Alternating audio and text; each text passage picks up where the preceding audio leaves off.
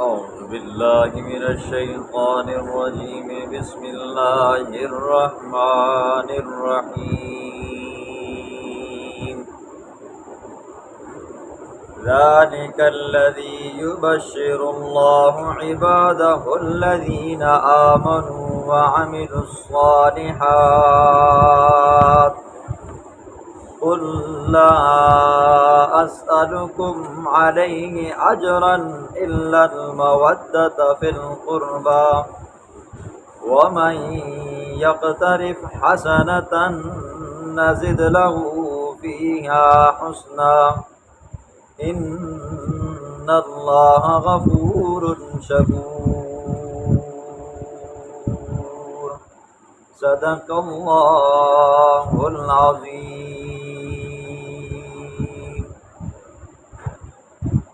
ماقبل درس میں اللہ رب العزت نے فرمایا کہ والذین آمنوا وعملوا الصالحات فی روضات الجنات، وہ لوگ جنہوں نے ایمان لایا، نیک اعمال کیے، وہ جنت کے باغات میں ہوں گے. ان کے لیے جنت کے اندر ہر وہ چیز ہوگی جس کی وہ چاہت کریں گے. فرمایا ذالک هو الفضل الکبیر، یہ بہت بڑی کامیابی ہے، یہ بہت بڑا انعام ہے. آج کے درس میں الا المودۃ فی القربی میں اہل سنت والجماعت کی تفسیر اور اسی طرح رافضیوں کی تفسیر کا فرق اور اس کی وضاحت کا بیان ہوگا. ذالک الذی، یہ ہے وہ چیز، الذی یبشر اللہ، جس کی خوشخبری دیتے ہے اللہ عبادہ، اپنے بندوں کو، الذین، وہ لوگ، آمنوا، جو ایمان لائے، وعملوا الصالحات، اور نیک اعمال کیے.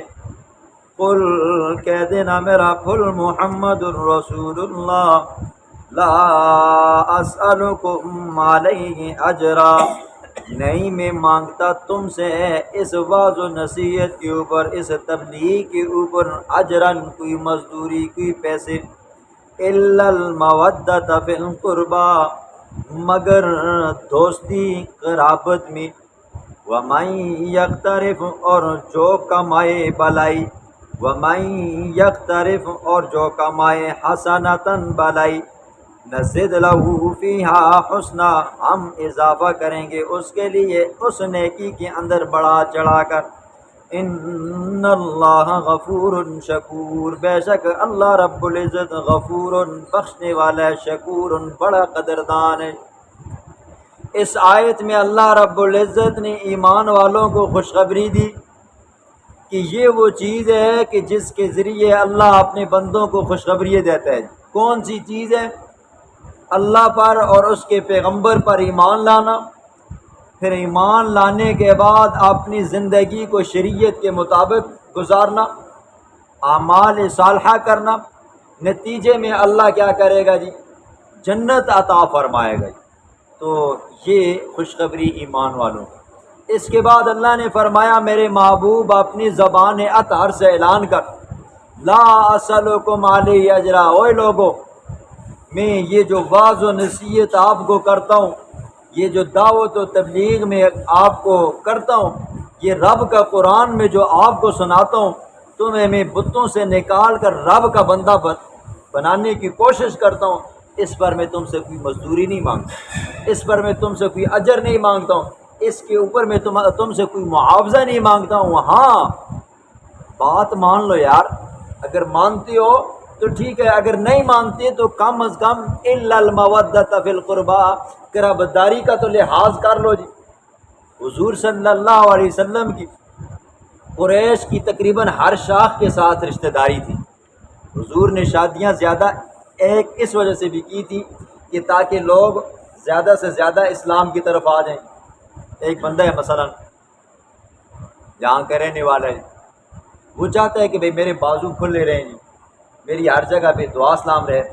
وہ کوشش کرے گا، ایک شادی جلالیے سے کرے گا، ایک شادی شنکے سے کرے گا، ایک شادی بہبودی سے کرے گا، ایک شادی آگے کے پی کے سے کرے گا. خود ثابت ہو. ایک وہ بندہ جس نے جلالیے میں شادی کی ہے، تو اس کو جلال میں ہی جاننے پہچاننے والے ہوں گے. لیکن ایک وہ بندہ جس نے یہاں پر بھی شادی کی، شنکے میں بھی کی، بہبودی میں بھی کی، آگے کے پیگے میں بھی کی، تو کیا ہو گیا جس کے جاننے والے بڑھ گئے. تو حضور نے فرمایا کم از کم اور اگر کچھ نہیں ہے، میری قرابت داری، میری رشتہ داری کا تو لحاظ رکھ لو یار. میری بات نہیں مانتے ہو تو نہ مانو، کم از کم میری واعظ و نصیحت کے اندر تم روڑے تو نہ اٹکاؤ. لوگوں کو مجھ سے دور تو مت کرو، لوگوں کو تم میری واعظ و نصیحت سننے سے کیوں روکتے ہو، اس کا تو لحاظ کرو. یہ تفسیر ہے اہل و سنت والجماعت کے نزدیک. شیعہ حضرات رافضیوں نے اس کی تفسیر یہ کی ہے، فرمایا کہ لا اسلکم علیہ اجرا، میرے پاک پیغمبر آپ ان سے کہہ دیں میں نہیں مانگتا آپ سے اس کے اوپر مزدوری، الا المودۃ فی القربہ، مگر اہل بیت کے ساتھ محبت. تو یاد رکھیں شیعوں کا یہ عقیدہ، رافضیوں کا یہ عقیدہ عقل کے اعتبار سے بھی خلاف ہے اور نقل کے اعتبار سے بھی خلاف ہے. عقل کے اعتبار سے کیسے خلاف ہے؟ یہ صورت شورا ہے اور یہ مکی صورت ہے، اور یہ آیت یہ بھی کیا ہے جی مکی ہے. اور مکہ کے اندر جب یہ آیت کریمہ یہ صورت نازل ہوئی اس وقت حضرت حسن حضرت حسین رضی اللہ تعالیٰ عنہ کا نام و نشان بھی نہیں. کیوں؟ حضرت علی المرتضیٰ رضی اللہ تعالیٰ عنہ کی جو شادی ہوئی ہے 2 ہجری یا 3 ہجری کو ہوئی ہے. 3 ہجری کو حضرت حسن رضی اللہ تعالیٰ عنہ پیدا ہوئے، 4 کو حضرت حسین رضی اللہ تعالیٰ عنہ پیدا ہوئے. اور آیت کون سی ہے، صورت کون سی ہے جی مکی ہے. تو پھر اس سے اہل بیت یا حضرت حسن حضرت حسین مراد لینا یہ بالکل عقل کے خلاف ہے. کیوں؟ اس وقت نہ یہ پیدا ہوئے تھے نہ حضرت علی رضی اللہ عنہ کی شادی ہوئی تھی. پھر دوسری بات، اگر بات اہل بیت کی ہے تو پھر حضور کی ایک بیٹی فاطمہ بھی ہے، ایک بیٹی رقیہ بھی ہے، ایک بیٹی ام کلثوم بھی ہے، ایک بیٹی زینب بھی ہے. تو پھر وہ کیوں نہیں ہے؟ پھر وہ کیوں نہیں ہے؟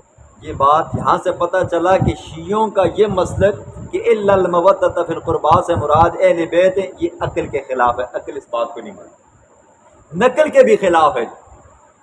ترجمان القرآن مفسر قرآن حضور کا چچا زاد، جس کے لیے حضور صلی اللہ علیہ وسلم نے دعا مانگی اللہم علمہ الکتاب، اے اللہ اس کو قرآن کا کتاب کا علم عطا فرما.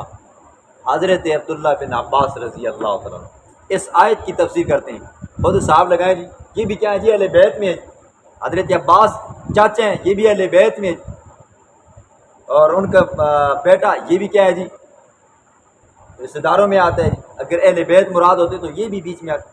بخاری شریف کی روایت ہے جی، حضرت عبداللہ بن عباس رضی اللہ تعالیٰ عنہ سے کسی نے کہا کہ حضرت سعید بن جبیر رضی اللہ تعالیٰ عنہ سے کسی نے اس آیت کے بارے میں پوچھا کہ اس کی تفسیر کیا ہے.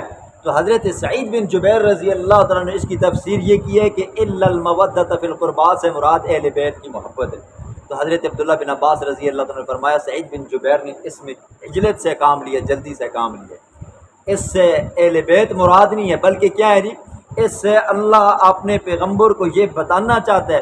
اور پیغمبر علیہ الصلاۃ والسلام قریشیوں کو یہ کہتے ہیں، مکہ کے لوگوں کو، اوے میری واعظ و نصیحت کے اوپر کوئی معاوضہ نہیں ہے، کوئی اجرت نہیں ہے.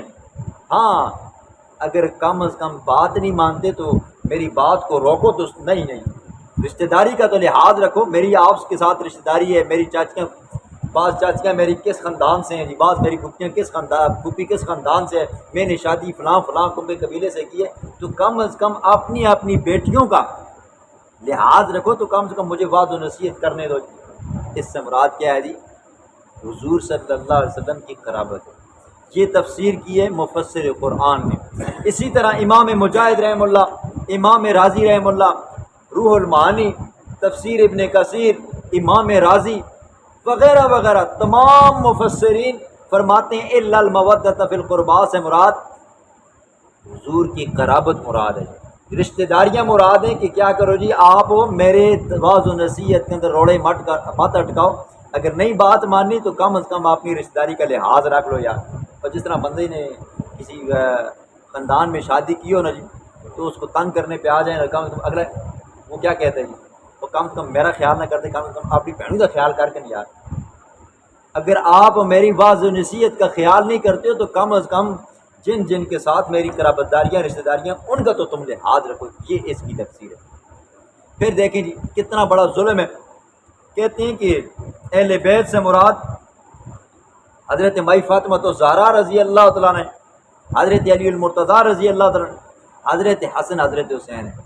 حالانکہ آپ نے سنے حضرت علی رضی اللہ تعالیٰ کی ایک بیٹی جس کا نام زینب ہے اس کو یہ ظالم نکال دیتے ہیں.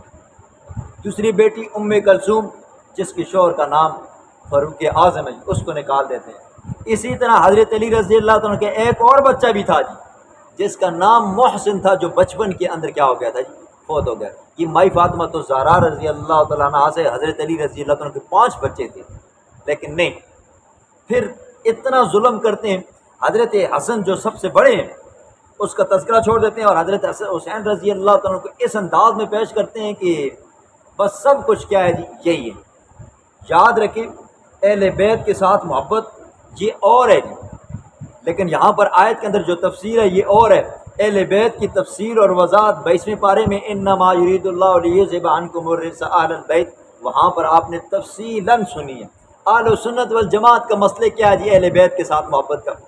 اہل سنت والجماعت فرماتے ہیں کہ حضور صلی اللہ علیہ وسلم کے قرابت دار، مسلمان قرابت داروں کے ساتھ محبت، حضور کی ازواج مطہرات کے ساتھ محبت، حضور کے گھر والوں کے ساتھ محبت، حضور کے یاروں وفاداروں کے ساتھ محبت کرنا یہ ایمان کا حصہ ہے.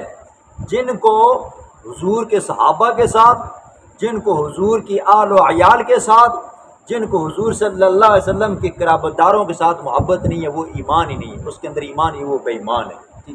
یہ اہل سنت والجماعت ہے. باقی اہل بیت کی جو محبت ہے یا اس کے جو فضائل ہیں قرآن کے اندر بھی ہیں اور صحیح احادیث میں ہیں. صحیح احادیث میں ہے، اور وہ صحیح احادیث جو حضور صلی اللہ علیہ وسلم سے اور حضور کے صحابہ سے منقول ہیں ان پر عمل کیا جائے، نہ کہ اپنی طرف سے من گڑت کر کے تفسیر کی جائے. میں نے آپ کو ایک مرتبہ بتایا بھی تھا جی یہ تحریف قرآن کے قائل ہیں. یہ کہتے ہیں بعض قرآن کی آیتیں بیچ میں سے فلاں خلیفے نے نکال دی، فلاں نے نکال دی، فلاں نے لفظ کم کر دیا، فلاں نے کیا کر دیا، یہ زیادہ کر دیے. یہ تحریف قرآن لفظی کے بھی کیا ہے جی قائل ہیں، اور تحریف معنوی کے بھی قائل ہیں. یہاں پر انہوں نے کیا کیا جی ترجمے کے اندر کیا کر دیا جی تحریف کر دیا اور قرآن کا نقشہ ہی بدل کر کے رکھ دیا. اللہ رب العزت ہدایت دے جی اگر ہدایت کے قابل ہیں.